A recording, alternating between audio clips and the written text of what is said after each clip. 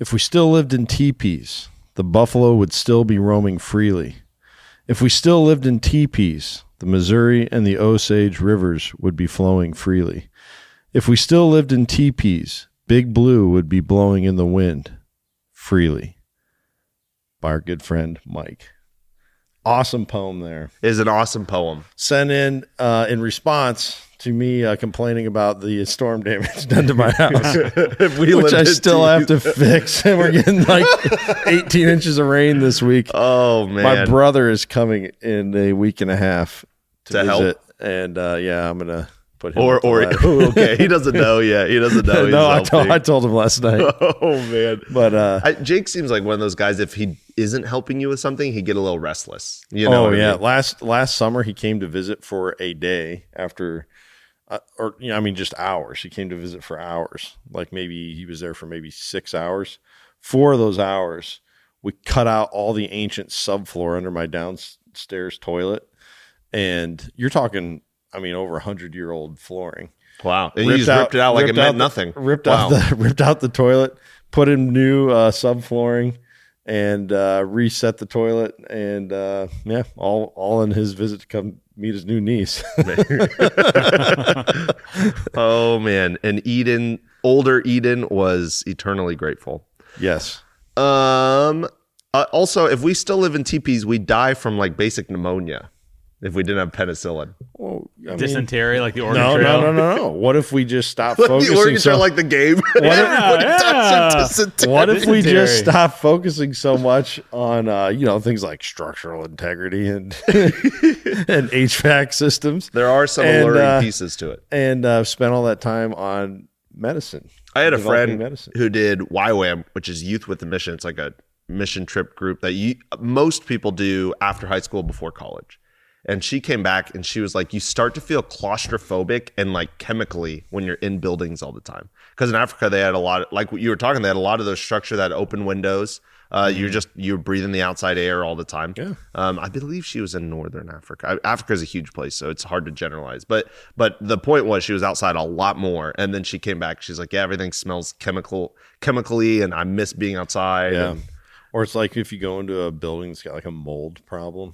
Oh, you just like you can just feel it. You know it right away. Yep. Yeah, it's like it's not good. And I don't know, like the holistic health people, which I'm sure there's a lot of legitimacy there. They like scream about mold. It's a big deal to them. Oh yeah, I believe that for sure. Don't want mold inside of you. But man, that would have been such a great segue to our main thing. But welcome back to the Prairie Farm Podcast, Coffee Time Wednesday. I'm your favorite host, Nicholas Lirio, with your favorite co-host, Kent Boucher.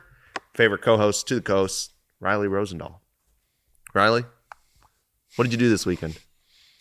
I was sick, so. Oh. Yeah. He didn't go shed hunting with me. That's what he didn't do. I stood Kent up on shed hunting. I didn't even get an invite. That's all right. I was singing Backstreet Boys in the office this morning, and he said that was more pleasant to listen to than whatever noises you make. It was coherent. It was less beep booping and more like, there were words beep, I could follow along. Oh, that is so funny. All right, so here's the deal. I'm sorry. I got to apologize ahead of time. We've had many requests for a book list, and we're going to read off one of them and give the prize to one of them. And I'm sorry, but we're answering a bunch of them at the same time. Yep. So, Kent, who's getting the prize? So our prize is 1 second here. I lost the email. Lost it. All right. So Nick has to do some editing. But in the meantime, for anyone listening, send us an email at social@theprairiefarm.com to get your question answered. We really, really appreciate getting those questions and hoping that you all are learning something. We are definitely learning something in the process. And some of them we don't know the answer to. So we actually have to go figure them out. And I've really enjoyed it. So, Kent, what do you got? Well, I want to say this is someone who came to meet us at Pheasant Fest. Stopped by. I believe I remember shaking this gentleman's hand. So shout out to our friend Tom. Tom wrote us an email. He says, "Hello, gentlemen. Happy Saturday and hope you're having a great weekend. I was out I was out wandering around the farm and just got soaked. Knew there was a chance of rain, but thought it was going to miss us to the north. Nope. Otherwise, the bobs were whistling, the roosters were cackling, and spring seems to be working its way in. Listening to episode 240 this morning, and it brought up a question, and he thought that, you know what, I'll just write us an email. Do you guys have a book list on the website? You and your guests frequently mention, I'm reading this, I'm reading that, and I would love if you would post that somewhere. I am not well read. In fact, I'm absolutely horrible. I spent so much time reading in school that I almost became averse to it. That is a problem that hits people for sure. Most of my reading today is the Pheasants Forever, Quail Forever journal. However, you always seem to mention something that piques my interest. Maybe it already exists somewhere on the website, but if not, I think that it would be a great feature. Tom, it should exist on the website. Yeah, it definitely should. And it has existed to some degree in the past. Oh, in the newsletter. Newsletter. Yep, that's true. And so Nicholas and I were talking about this the other day. And maybe we could eventually do like a drop down list of, hey, these are all the books that we recommend that'd be great to read. I like that idea.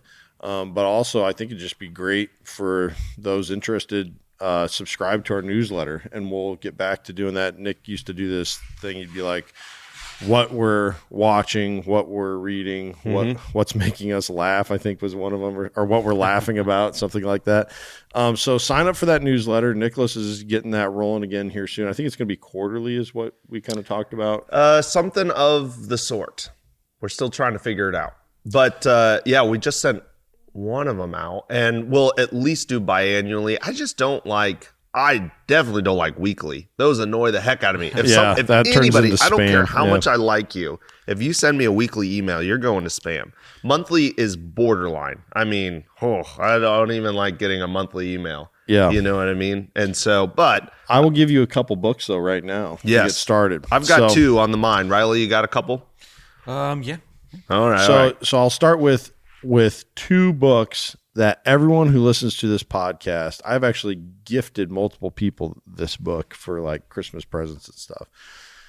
The book 1491, and then the sequel to that, which I think you might even like a little bit more. And you know it's good if the sequel outperforms the original. You know who's ever in charge of the writing there knows what they're doing. Like they're a great writer.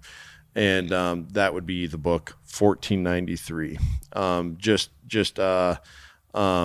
fantastic books. It's written by, I want to say, Thomas Mann. Let me scroll back here in my library. Charles C. Mann is the author of those books, 1491 and 1493. They will reshape how you view world history, and it is especially tied to ecological changes that have happened on our planet as a result of world trade being established. And of course, 1492, Columbus sailed the ocean blue. So how did the Columbian Exchange, once the doors were open to, the Western hemisphere, how did that reshape the world? Hey, kitty. Shopcat is back. Shopcat's back to the table. Making another appearance. Welcome. But then two other books that I read recently, The Boys in the Bunkhouse, tragically good book. Just talking about some of the exploitation that's gone on, human exploitation that's gone on in making what we like to call cheap food, right? And then one that I'm working on right now, I'm kind of getting fired up again on the activities of the conquistadors. And so right now I'm working through a book, listening while I work to Knights of Spain, Warriors of the Sun by Charles Hudson. And it's going to start playing now. Charles Hudson, and I can't read the other author's name right now without the book playing. But just really an interesting book that talks a lot about like De Soto and Ponce de Leon, and their work eventually is going to end up going up the Mississippi River, and of course down in the southeast there is where a lot of that activity was going on. But yeah, fantastic books to check out. I think the best conservation book I have ever read was Ruthless Elimination of Hurry. Because if I think we're fooling ourselves if we think conservation starts with the ground. That's why we say that conservation happens one mind at a time. And it really gets at the heart of humans and what we're chasing, why we're chasing it, and why that is just totally useless. It is a really, really good book, really quick read. The guy's very researched. He's out of Oregon, I believe. And just interesting. Like just really made me ask a lot of questions about like, why do I do what I do? The other book, well, there's really three. I'd say I could narrow it down probably to two. Is Bet the Farm with Beth Hoffman. Great book. She's a great writer. And frankly, like a bunch of that stuff in the book, I don't agree with, or some of it. But she tells a very true, very real, very raw story about what it's like to transition the farm, not only from generation to generation, but transition it to a type of farming that is less harmful to the land. I've been to their farm now recently. It's really cool. They got a lot of prairie. They're doing a lot of really great stuff with their cattle. Their cattle look amazing. I just love it. And then the other one would be Barron's. Austin Frerick knows what he's talking about. You guys should go and follow whatever that man's doing, whatever he's publishing, because he's fascinating. He's well versed. He's kind. He doesn't just go and like attack people willy nilly. You know, he kind of gives the benefit of the doubt. Yeah. I really, really appreciated talking with him. But I loved his book, Barron's. So those are the three that come to mind. Yeah. Riley, what do you got? I'm going to give one specific title and the preface that I've been kind of diving into some older books on soil science. I was going to say, I just saw a book in Riley's passenger seat titled Soils. Yeah. I've been seeking out the book I'll name drop is When Weeds Talk. I've heard of that book. Yeah. It's a book about why weeds express, and kind of hones in on the traditional farming view is that weeds, they just exist. But why do they exist? Is your soil trying to tell you that it's deficient in this, that, and the other? So it's kind of like a manual on why weeds exist.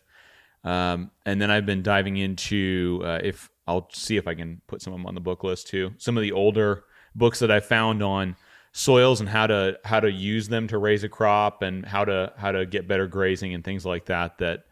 I like to compare it to what we say now, because there's some conclusions that were come to in like the late 1890s that are strangely good, but kind of got swept under the rug for some of our practices now that aren't quite as beneficial.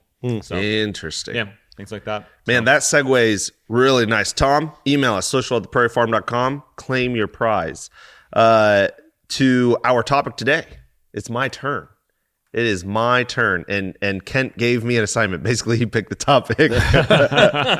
And he said, you need to go look into biosolids. Well, I need to give a little credit where credit is due.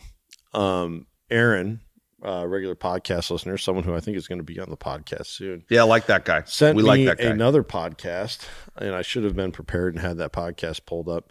But it was an interview with a guy who had a very negative outcome of using biosolids within his farming operation. What are biosolids? That sounds good, right? It's just we take some biomes and biomaterial, whatever that may be, and we make it solid. Well, in this specific instance, it's poop. But if it was only poop, we wouldn't be having a conversation right now, would we? So what goes on is that these water waste treatment plants are found an outlet on farmers' fields. And because they already have the material, they can either give it away for free or give it away very cheap. And so the farmer's basically just paying application fee. Well, I think we need to clarify two things when you say poop. This isn't cow poop. This isn't hog poop. This isn't people poop. Yes. This is people This is poop. human This feces. is the old doo-doo. The Peyton's old number 2. nickname for Nicholas.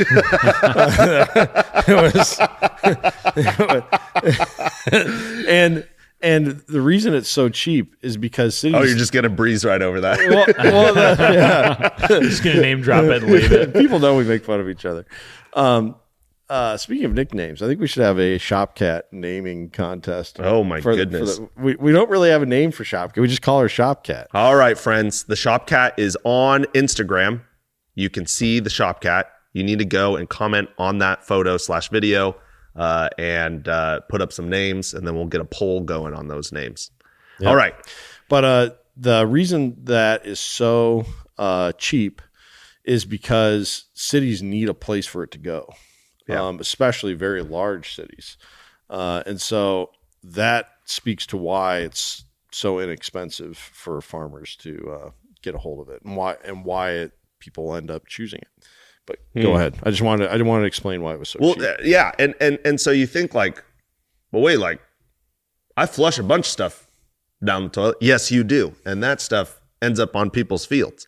Some of the biggest concerns are, before we get to our big hurrah, so like makeup, facial scrub, shower gels, shampoos, those kinds of things. Like anything that's not like a more natural soap goes in there. It's all going to the same place. Yes, and it's not an insignificant amount of material, like parts per million. There's quite a bit of that stuff in there, which a tiny bit actually wouldn't really affect the soil hardly at all. But there's a lot of it in there, which the biggest thing that those do is they heavily impact the underground life or the microbial, the tiny little communities going on in the soil.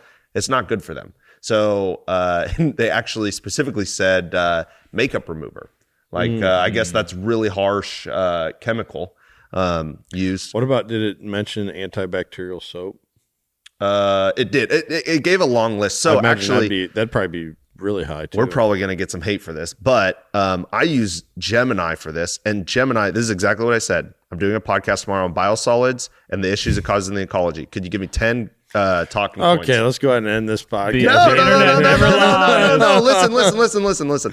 Because it doesn't just bring up like websites. It brought up actual people's research papers. So it's like very formal. Yeah, it's just an info gathering. Yep. And so it just came on there, and then you click on those, and then you can like read the whole source. And so one of them had like pharmaceuticals and personal care products. That one was done in 2006 by Environmental Science and Technology. It was a study that they did together. And so with those, the big one that came across was that is kind of becoming more popular now is microplastics. And it's not like, oh, we're flushing a bunch of plastic down the toilet. It literally is. We have so much microplastics in our own feces that when spread all along the ground, it's becoming harmful to cattle and to grazers, basically. It's becoming harmful because they're getting it in such a concentration. Are they getting it through the plant tissue or just the soil? They're getting it through the plant tissue. Wow. Yeah, which is pretty nuts. But it should be known that in some areas the microplastics are so heavy that plants aren't growing well.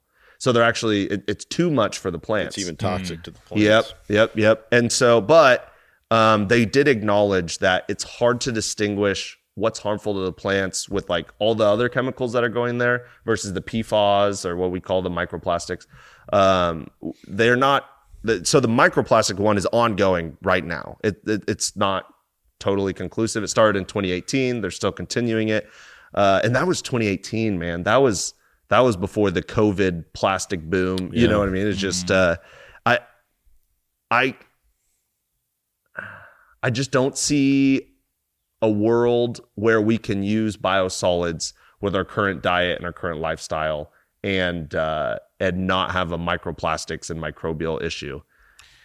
I'd be curious to see what kind of effect we're going to see in the long term. Remember the micro beads, those plastic beads that they had in like every face wash, body wash ever. They got banned in. That's something a lot of people don't talk about anymore. Is a bunch of them got banned by people in the Great Lakes area, which ended up spreading to the rest of the country. Yeah. I wonder what kind of effect that has on it, Yeah. if that'll help bring it because those down aren't in even some way. micro. Those are, I mean, compared to microplastics, those are big. Yeah. Macro beads. They're macro beads that then become Those are macroplastics. Oh Yeah, man. no, I remember that stuff. But so maybe you're going to get here, Nicholas. But PFAS is the other concern with So biosolids. PFAS would basically, that's in the microplastic study. Like they're studying those as well, and it's fairly inconclusive. But the PFAS are more. When I was saying microplastics earlier, the PFAS are more harmful for the animals than the actual like tiny. And little there's been actual cases of large scale cattle die off. yes, and In fact, we covered that in a coffee time a year and a half ago, maybe. My father-in-law, who we often refer to as Jim Pa on this podcast, he sent me an article where that happened out in Texas. And that was the case for this podcast that Aaron sent to me, this farmer in Michigan. His cows didn't die from it, but I don't remember why they went out and looked into his, like they surveyed his farm and took soil samples and found he had a lot of PFAS in his soil. yeah. And I got to think those come from PFAS are a man-made thing. Mm-hmm. We use them for so many things. We can go back to our podcast with Genevieve Geary, who gave us a deep dive on PFAS. Honestly, from a podcast that from an interview that has like changed me standpoint, yeah, and 200, that might be the highest what is one. this, like 250? Yeah. That one has changed my family's lifestyle in a big way. Yeah. We just installed a water filter here several weeks ago. We spent, since that podcast, a lot of time researching the best water filter system out there. And so if you want to know what that is, write it in. I'll tell you what we got. But that is such a huge. He hasn't moved to mason jars though. He hasn't been drinking everything out of mason jars, which is I feel like the ultimate. We don't use plastic cups though. No, we don't use plastic cups either. But anyways, I have a plastic water bottle right now though. There's so many products that we use that contain PFAS, and I gotta think that, I mean, especially like when you look at non-stick cooking items and all the scraping on them, with like a metal pancake flipper or what do you call those things? Spatula. Chopping up frozen ground meat and stuff like that. You're flaking off all that stuff, and I got to think that's where a lot of the PFAS end up in the human waste. Yeah. Because so many of the products that we use for cooking and eating, especially. Well, what's interesting is there were 3 studies on the microplastics and the PFAS that Jim and I came up with, and 2 of them were Chinese studies, like Chinese companies, which I think is kind of ironic because like half of all the PFAS or more, it feels like, come from China. I don't know specifically. I just know they make a lot of what we have going on. Mm-hmm. So it is really important that I emphasize this because there was very little conclusive anything on this. So I want to be clear about that. Basically, everything's ongoing. The studying of the microplastics and PFAS in animals, the study of the plants taking it up, and they're actually not. So I said that the animals are taking it up through the plants. They think that is true, but there was one challenge where they said, well, it could just be in the small bit of soil they're munching on when they're in the plant. So, but one of the studies was basically like, yeah, it is in the plants. And then another one said, well, we're inconclusive on it. But here are some of the things that are currently being measured that they're going out. They're trying to quantify the concentration and the different types of microplastics, which there are like infinite amounts of kinds in biosolids from different treatment plants. So they're trying to measure how each treatment plant And so basically they're going to find out who has more plastic in their poop. Is what they're going to find out there. They want to find out the fate of these microplastics. Where do they end up? Where's their final resting place? Honestly, it's probably back in humans after the animals are munching on them and then we're munching on those animals. And then the long-term effects, not only to human health, but then of course the ecology and what does it do to the microbial communities and those kinds of things. So those are all ongoing. There's not really anything conclusive, but specifically with this cycle from the water treatment plant. But there's a lot of studies on what PFAS and microplastics do to organisms just in general. And actually there's been a strong correlation between microplastic levels and heart disease, which we did talk about a little bit in that podcast. So it is interesting. And if we go back to my book recommendation, Ruthless Elimination of Hurry, that book more than anything convinced me not to use plastics because plastics are convenient. I don't have to do dishes. They're cheaper. And that book taught me, hey, actually, you should pay a lot of money for your pair of jeans and you should keep those jeans nice and you should spend time on taking care of them and you shouldn't have that many of them, And so same with my dishware or my bathroom supplies or things like that. So my wife and I actually spend quite a bit more money on household goods than we used to. And that helps a lot with the plastic intake. Yeah. I think it's it's one of those like looming monsters in the back. And I didn't really think, like, I thought this was pretty rare, that people were using biosolids as fertilizer because of the EU factor. But there was a time when I went to a farm to table event once a while back, and one of the people that was one of the stops that we made is like a big field trip. There's all these people there and everything. And one of the places we stopped, the person was like, oh, I'm using this fertilizer, and it had the name of a major city, like part of the name in the branding.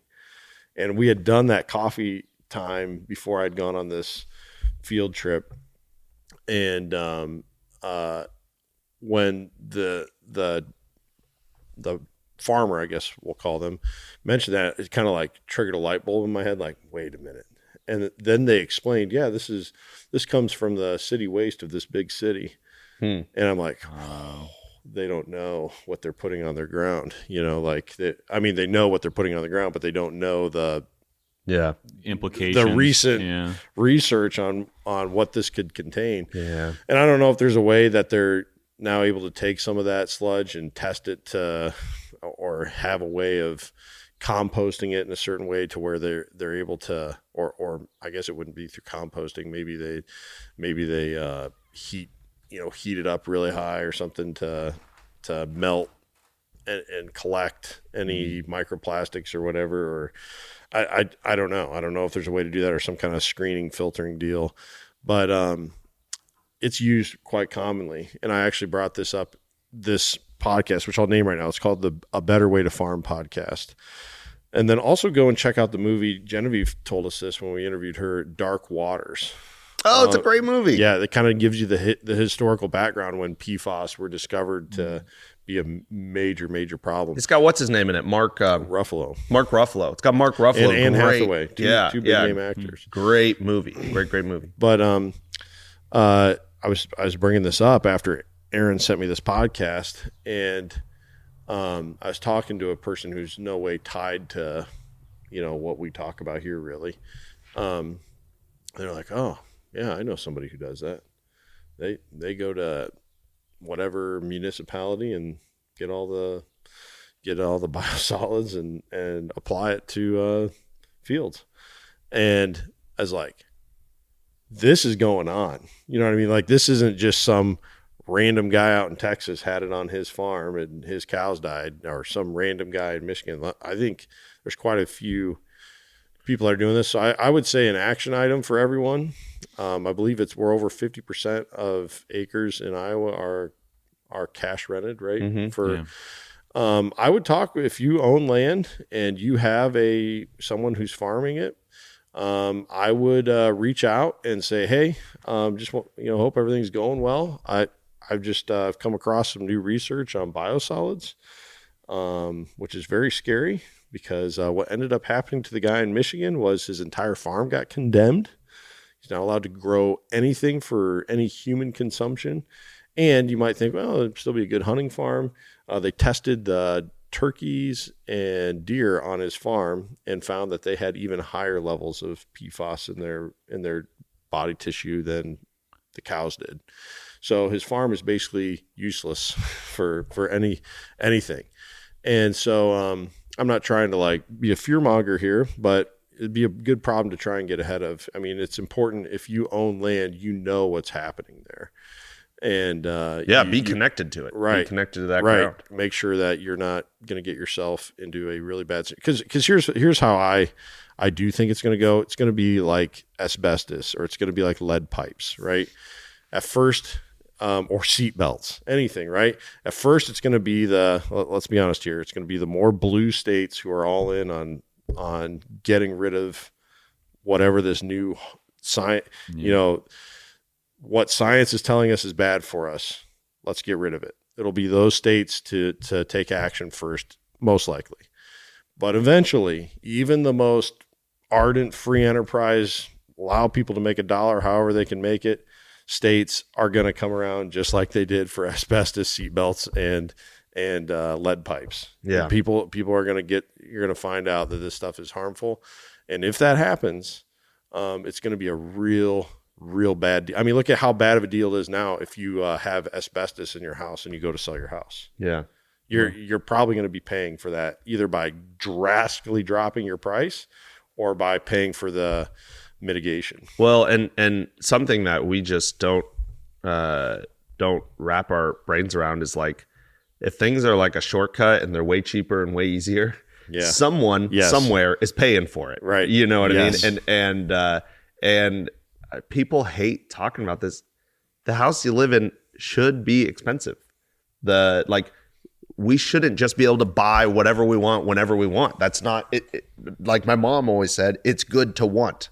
It's good to want something and not be able to have it. That's good for us. Healthy, And I'm not saying, I know there's a housing thing. I'm not saying the houses are so expensive that people can't buy them on median incomes here in the United States. I'm just saying it should be a big percentage of your income should go to buy a big percentage of things. And when we start making little shortcuts here and there, whether it's the contractors on the house or the people making the plastic that wraps our food or whatever, we start making these little, somebody's going to pay. It's usually the consumer, a lot of times our health.